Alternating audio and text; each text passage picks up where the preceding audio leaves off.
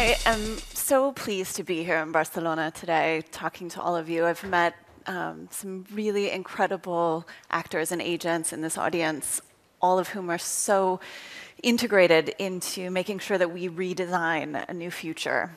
For those of you that don't know, Interface is a global carpet tile manufacturer. Our founder, Ray Anderson, started as a traditional textile manufacturer, take, make, waste, and had an epiphany moment 20 years ago. Started our company on a radical journey towards sustainability that has really become a galvanizing force. Today, I am so proud to talk to you about a program called Networks. It is a partnership program that is reimagining what a supply chain, a global supply chain, can look like. I'm following on some of the incredible themes we've heard this morning: innovation, social sustainability, design, a circular economy. How can we start connecting these things together? And it is about partnership. We can't do this alone. So I'm going to start by introducing you to a film that will tell you a lot more about this program than I can. I hope you don't mind. I just got comfortable on the couch. It's a little bit easier than standing and talking to you. And this is a fun conversation. So nature, the natural world, nature does not do waste. Right? It's a foreign concept. The output from one piece of a system becomes an input to another. And it's just this perfectly and beautifully designed element of complete connected togetherness. And not quite sure what's going on behind me, but pay no attention to the slides. It's a little bit out of sync, so I'll just talk to you. But in order for businesses to succeed, brands have to differentiate, right? They separate themselves from the pack. They, in order to retain competitive advantage, we try and be the only one in the game, but we lose perspective on the fact that we're actually connected to a bigger system. When Ray first had his epiphany moment 20 years ago, he knew he couldn't do this alone. In 1994, sustainability wasn't even on the radar in manufacturing, and people thought he was nuts. And so he did something completely unexpected, and he brought experts from inside and outside his industry to come together and help him redefine the future of what sustainable manufacturing could be at Interface. Because he knew that when you step out into the void, it is a whole lot more reassuring to do it with someone else. And it's also a lot more fun, right? So as a company, we consistently challenge our customers and our suppliers to join us on this journey. And we challenge them to join our mission.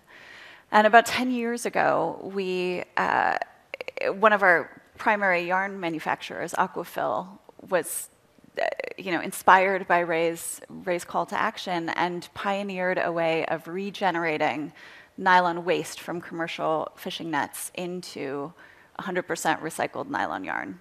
And this was miraculous for us to help us get off virgin oil, to give us a feed that we could bring nylon back into a circular system.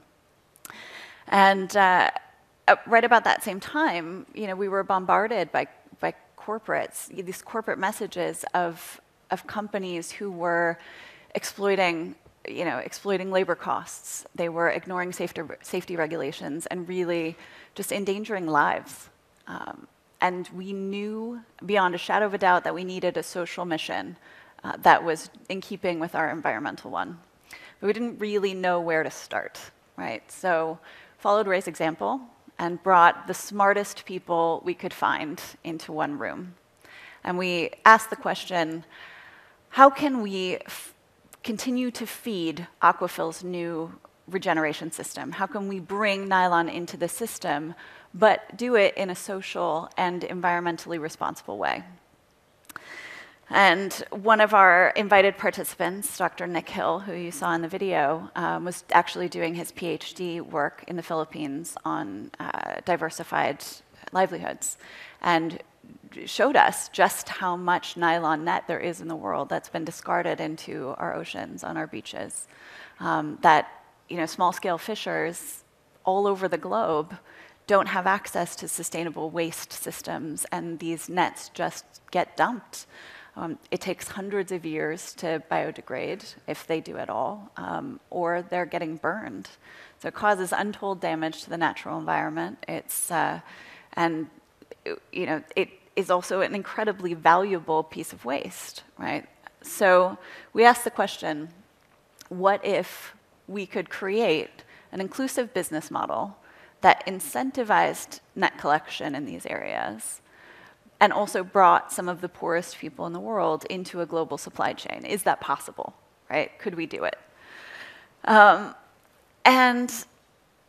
that's kind of where it started, right? Just conversations in a room, the right people, the right ideas, and Networks was born. And so in the last 2 years, we have managed to collect 61 metric tons of fishing nets, made them into recycled yarn. That stretched end to end, those nets would cover the earth 1 1/3 times. It's a lot of net. And that is just in one small part of the Philippines, right? There's so much more to go. We're growing. This month, actually, we just opened a new collection hub in the Philippines in the Iloilo Bay.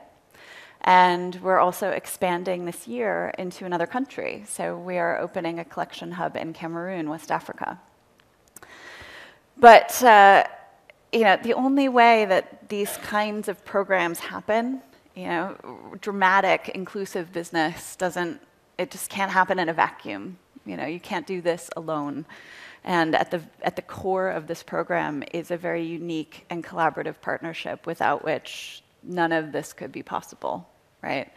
The strength of these sort of very consistent partners bringing everything they have to the table and really working together to find solutions in ways that are completely foreign to us, right? We're a carpet manufacturer. We don't ship waste out of developing countries. These were all very new challenges that we faced. If we had not partnered with ZSL, we wouldn't have been able to establish the trust and the grassroots community effort that had been established by them over years of conservation research in the Philippines. They brought the best of themselves to this partnership. We actually spent months and months researching what would be the best infrastructure to think about collecting these nets, right? Because what you don't want to do is go into a small developing country and say, guys, we got the answer. It's cool. We're on it. You need this to bubble up through the community. This has to feel natural. And what we didn't want to do is disrupt already existing economies. We didn't want to ruin, anything, right? We couldn't do good by doing bad. So we spent months as a team researching the best financial infrastructure and finally decided on a community banking option, right? These are village savings and loan association models that help us, it's a partnership model and it's a participant model where participants join and, sort of what we've seen is that it's created this unbelievable sense of pride in the communities, a pride of participating, a pride of learning about sort of financial security in an area of the world that rarely has anything at the end of the day to save, right? We've, the photos that you're seeing are actually from my last trip to the Philippines. And if I can take a moment to just have a personal reflection, talking to the participants who engage in this program, who sell their nets back into the Networks program, to see the light and the joy on the face where they realize that this waste can be treasure, right? To know that they are a part of something that's bigger than themselves. And to see the children play in a community that used to be littered by nets and waste and debris and is now clean and fresh, and fish are coming back into their waters. It I mean, it completely changed my life. And you know that you're a part of something bigger, and it made me so unbelievably proud. But, I guess when we first embarked on this, right, we had no idea really what we were going to build. We were kind of stepping into a void, just like Ray did 20 years ago. And we knew that we were going to need to prototype together. We knew we were going to have to, rely on each other, but I don't think we knew at all how much we would learn from each other. Because, when you're trying to build a model like this and prove the financial viability of this model, pennies make a difference on whether or not this program pays for itself, right? So every little bit counts. And nets, by their very nature, are these voluminous things, right? These massive, billowy clouds of nylon.